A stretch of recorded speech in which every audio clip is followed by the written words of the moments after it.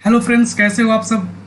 दोस्तों आज हम लोग इस लेक्चर में बात करेंगे क्लास 10th का रिवीजन लेक्चर, जो कि देखिए दोस्तों 3 लेक्चर आएंगे इस पे। आज हम लोग इस लेक्चर में कंप्लीट करेंगे charge, electric current, potential difference. Next lecture में आपका कंप्लीट होगा Ohm's law, resistance, series combination, parallel combination. उसके लास्ट लेक्चर में कंप्लीट होगा आपका heating effect of electric current और पावर। सो दोस्तों ये बिल्कुल एक रिवीजन लेक्चर है क्लास 10th का, और आप लोग जो बोर्ड के एग्जाम में अपीयर होने जा रहे हैं आपके लिए। और ये लेक्चर लगभग 10 से 15 मिनट का होगा। ऐसे ही 3 लेक्चर आएंगे, तीनों लेक्चर में आपका पूरे इलेक्ट्रिसिटी खत्म हो जाएंगे, और फिर 3 लेक्चर आएंगे मैग्नेटिक का, उसमें भी खत्म हो जाएंगे। तो दोस्तों आप इस लेक्चर को देखिए ध्यान से। हम लोग स्टार्ट करते हैं दोस्तों। तो चलिए फ्रेंड्स, सबसे पहले बात करते हैं चार्ज के बारे में। What is charge? चार्ज क्या है? तो चार्ज क्या है? तो charge is the physical property of matter due to which its interact electrically. Charge क्या है? चार्ज एक फिजिकल प्रॉपर्टी है मैटर का, जो इससे कि वो एक फोर्स को एक्सपीरियंस करता है, मैग्नेटिक फोर्स और इलेक्ट्रिकल फोर्स। तो चार्ज बेसिकली कुछ नहीं बल्कि एक प्रॉपर्टी है मैटर का, ठीक है। चार्ज जो होते हैं कितने टाइप्स के होते हैं? चार्ज 2 टाइप्स के होते हैं। एक पॉजिटिव चार्ज होते हैं, एक आपका निगेटिव चार्ज होते हैं दोस्तों। अब देखिए फ्रेंड्स, हम लोग बात करते हैं कि चार्ज का एसआई यूनिट क्या होता है।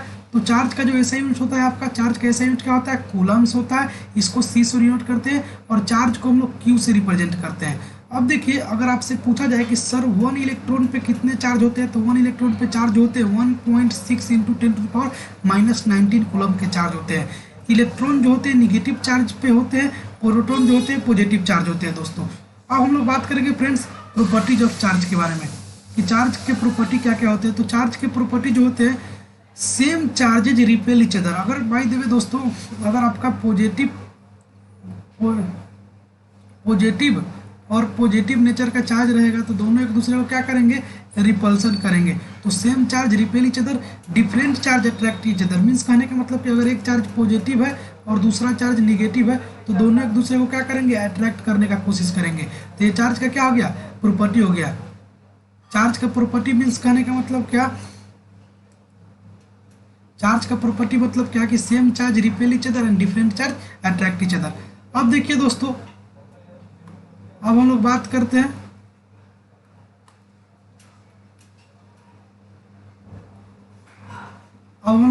हैं फ्रेंड्स क्वांटाइजेशन ऑफ चार्ज के बारे में। क्वांटाइजेशन ऑफ चार्ज क्या होता है? क्वांटाइजेशन ऑफ चार्ज कहने का मतलब ये होता है कि चार्ज को हम लोग फ्रैक्शन के फॉर्म या इंटीग्रेशन के फॉर्म में नहीं तोड़ सकते। चार्ज या तो 1 होगा, या तो 2 होगा, या तो 3 होगा, या तो चार्ज होगा। तो चार्ज, क्वांटाइजेशन ऑफ चार्ज का एक फार्मूला होता है Q बराबर NE। Q क्या होता है? टोटल चार्ज होता है। N क्या होता है? नंबर ऑफ इलेक्ट्रॉन होता है। E क्या होता है? Charge on 1 electron. Charge on 1 electron कितना होता है? तो आपको मालूम है कि 1.6 इंटू 10⁻⁻19 कूलम होते हैं 1 इलेक्ट्रॉन पे चार्ज। तो अगर आपको क्या क्या दिया रहेगा, अगर टोटल चार्ज दिया रहेगा, इलेक्ट्रॉन दिया रहेगा, तो नंबर ऑफ इलेक्ट्रॉन निकाल लीजिएगा आप, ठीक है।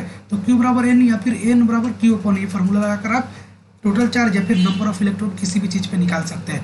अब हम लोग बात करते हैं इलेक्ट्रिक करंट के बारे में दोस्तों।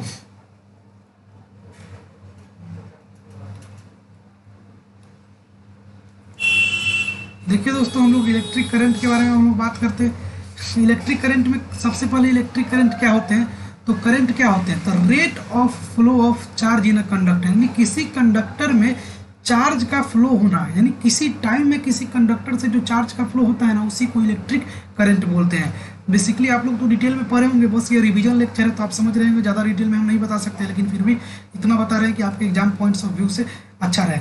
इलेक्ट्रिक करंट का फॉर्मूला होता है flow of charge upon time, यानी flow of charge upon time, यानी किसी टाइम में कितना चार्ज फ्लो हो रहा है उसी को इलेक्ट्रिक करंट बोलते हैं। इलेक्ट्रिक करंट को I से रिप्रेजेंट करते हैं, फ्लो ऑफ चार्ज को Q से रिप्रेजेंट करते हैं, टाइम को T से रिप्रेजेंट करते हैं। तो हम लोग का इलेक्ट्रिक करंट का फॉर्मूला आ जाता है फ्रेंड्स I बराबर Q upon T।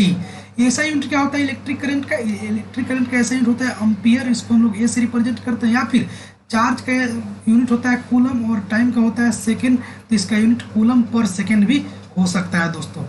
Friends I hope आपको ये समझ में आ रहा होगा। अब हम लोग बात करते हैं मेजरमेंट ऑफ करंट। करंट को किस तरीके से मेजर करते हैं? तो करंट को मेजर करने के लिए हम लोग एम मीटर का यूज करते हैं। एमीटर जो होता है सीरीज में कनेक्टेड होता है, it is connected in series. अब ये सीरीज में कनेक्शन का मतलब आपको आगे सीरीज कम्बिनेशन और पैरेलल कम्बिनेशन बताएंगे तो समझ में आ जाएगा।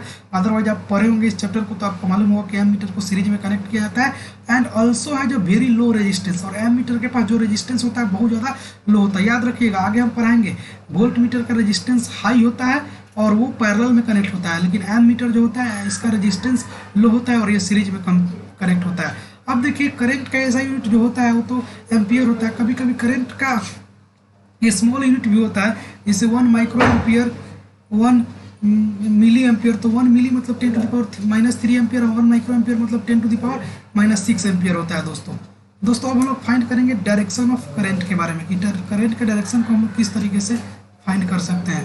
तो डायरेक्शन ऑफ करंट को फाइंड करने के लिए देखते हैं दोस्तों।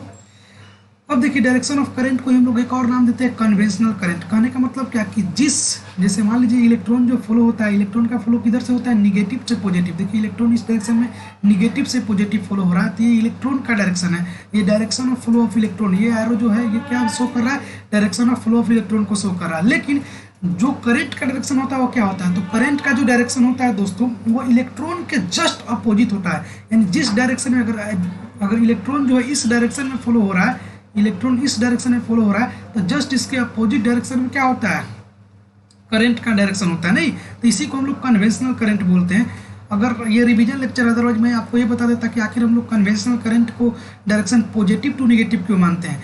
अब देखिए इलेक्ट्रॉन का डायरेक्शन जो होता है निगेटिव टू पॉजिटिव होता है, लेकिन कन्वेंशनल करंट यानी इलेक्ट्रिक करंट का जो डायरेक्शन होता है पॉजिटिव टू नेगेटिव होता है। क्यों पॉजिटिव टू नेगेटिव होता है, क्योंकि आपको पता है कि इलेक्ट्रॉन जो होता है निगेटिव टू पॉजिटिव होता है और करंट जो होता है इलेक्ट्रॉन के अपोजिट डायरेक्शन में फॉलो करता है। अगर इलेक्ट्रॉन इस डायरेक्शन में जाएगा तो करंट उसके उल्टा डायरेक्शन में, यानी इलेक्ट्रॉन निगेटिव से पॉजिटिव तो करंट पॉजिटिव टू निगेटिव। इसी को हम लोग कन्वेंशनल डायरेक्शन ऑफ करंट बोलते हैं। देख लीजिए इसमें करंट इस डायरेक्शन में फॉलो कर रहा है, सॉरी इलेक्ट्रॉन इस डायरेक्शन में फॉलो कर रहा है, तो करंट जो है इसके अपोजिट डायरेक्शन में पॉजिटिव टू निगेटिव फॉलो कर रहा है। ये आई जो है direction of flow of current है। हमेशा याद रखिएगा कि करंट जो होता है opposite to flow of direction of current होता है। Direction of current is opposite to flow of electron, यानी जिस डायरेक्शन में इलेक्ट्रॉन फ्लो होता है उसके अपोजिट डायरेक्शन में करंट फ्लो होता है, means positive to negative. I hope आपको ये चीज समझ में आ गया होगा। अब देखिए जैसे इस सर्किट हम एक बनाया है, सर्किट में बैटरी का पॉजिटिव टर्मिनल इधर है और निगेटिव टर्मिनल इधर है। इलेक्ट्रॉन तो फ्लो होता है निगेटिव टू पॉजिटिव, लेकिन यहाँ पे करंट बैटरी से है, बल्ब जुड़ा हुआ है, तो इस वायर में करंट किधर से किधर फ्लो होगा, तो पॉजिटिव टू नेगेटिव होगा। तो देखिए करंट जो है पॉजिटिव से चल के आ रहा है, ये पॉजिटिव से चल के आ रहा है और ये निगेटिव की ओर जा रहा है। यानी करंट जो फ्लो होता है पॉजिटिव टू नेगेटिव फ्लो होता है, कौन, करंट। और ये जो इलेक्ट्रॉन होता है इलेक्ट्रॉन किधर से फ्लो करता है, electron negative to positive flow करता है। तो आपको हमेशा याद रखना है जो इलेक्ट्रॉन का डायरेक्शन होता है उसके अपोजिट डायरेक्शन में इलेक्ट्रिक करंट का डायरेक्शन होता है। आई होप आपको ये समझ में आ गया होगा। दोस्तों अब हम लोग बात करते हैं इलेक्ट्रिक पोटेंशियल के बारे में। इलेक्ट्रिक पोटेंशियल क्या होते हैं, तो electric potential at a point is the amount of work done in bringing a unit positive charge from infinity to that point. यानी क्या बोलता है इलेक्ट्रिक पोटेंशियल कि किसी इन्फिनिटी पॉइंट से किसी चार्ज को किसी दूसरे पॉइंट पे लाने में जो हम लोग को वर्क डन करना पड़ेगा, और ये चार्ज कैसा होना चाहिए, यूनिट चार्ज होना चाहिए, 1 कूलम का चार्ज होना चाहिए। यानी किसी 1 कूलम को चार्ज को इन्फिनिटी से किसी पॉइंट पे लाने में जो हम लोग को वर्क डन करना पड़ता है ना, उसी वर्क डन और चार्ज के रेशियो को ही हम लोग इलेक्ट्रिक पोटेंशियल बोलते हैं। तो यहाँ पे हम डिफिनेशन भी लिखते हैं कि electric potential at a point is the amount of work done in bringing a unit positive charge from infinity to that point. यानी फिर इन्फिनिटी से किसी पॉइंट पे जो चार्ज को लाने में जो वर्क डन किया गया है उसी को हम लोग इलेक्ट्रिक पोटेंशियल बोलते हैं। अब दोस्तों हम लोग बात करते हैं इलेक्ट्रिक पोटेंशियल डिफरेंस का। इलेक्ट्रिक पोटेंशियल डिफरेंस किसे बोलते हैं, इलेक्ट्रिक पोटेंशियल डिफरेंस को वोल्टेज भी बोलते हैं, इसको हम लोग V से रिप्रेजेंट करते हैं, और पोटेंशियल डिफरेंस को PD से रिप्रेजेंट भी करते हैं। तो ये क्या होता है, तो the work done in moving unit charge from one point two another point, यानी किसी यूनिट चार्ज को एक पॉइंट से दूसरे पॉइंट तक मूव कराने में जो वर्क डन करना पड़ता है उसी को हम लोग इलेक्ट्रिक पोटेंशियल डिफरेंस बोलते हैं। जैसे ये पॉइंट A है और ये पॉइंट B है, ये चार्ज Q है, यानी ये मान लीजिए चार्ज Q जो है 1 कूलम का चार्ज है, तो इस 1 कूलम को चार्ज को A पॉइंट से B पॉइंट तक जाने में जितना वर्क डन करना पड़ेगा उसी वर्क डन को हम लोग क्या बोलते हैं, पोटेंशियल डिफरेंस बोलते हैं। यानी इस Q चार्ज को A पॉइंट से B पॉइंट पे ले जाने में जो वर्क डन करना पड़ा उसी वर्क डन को हम लोग क्या बोलते हैं, पोटेंशियल डिफरेंस बोलते हैं। तो पोटेंशियल डिफरेंस का फॉर्मूला होता है क्या, वर्क डन अपॉन चार्ज, यानी पोटेंशियल डिफरेंस को B से रिप्रेजेंट करते हैं, B बराबर W upon Q। Work done upon charge. अब इसका ऐसा यूनिट क्या होता है, इसका ऐसा यूनिट होता है वोल्ट, या फिर डब्ल्यू का वर्क का यूनिट होता है जूल, और चार्ज का होता है कूलम या फिर जूल पर कूलम भी हो सकता है। वोल्टेज यानी इलेक्ट्रिक पोटेंशियल को मेजर करने के लिए हम लोग वोल्ट मीटर का यूज करते हैं, और वोल्ट मीटर कनेक्टेड होता है पैरेलल में और इसके पास हाई रेजिस्टेंस होता है, और एम मीटर कनेक्टेड होता है सीरीज में और इसके पास लो रेजिस्टेंस होता है। आई होप आपको समझ में आ गया होगा।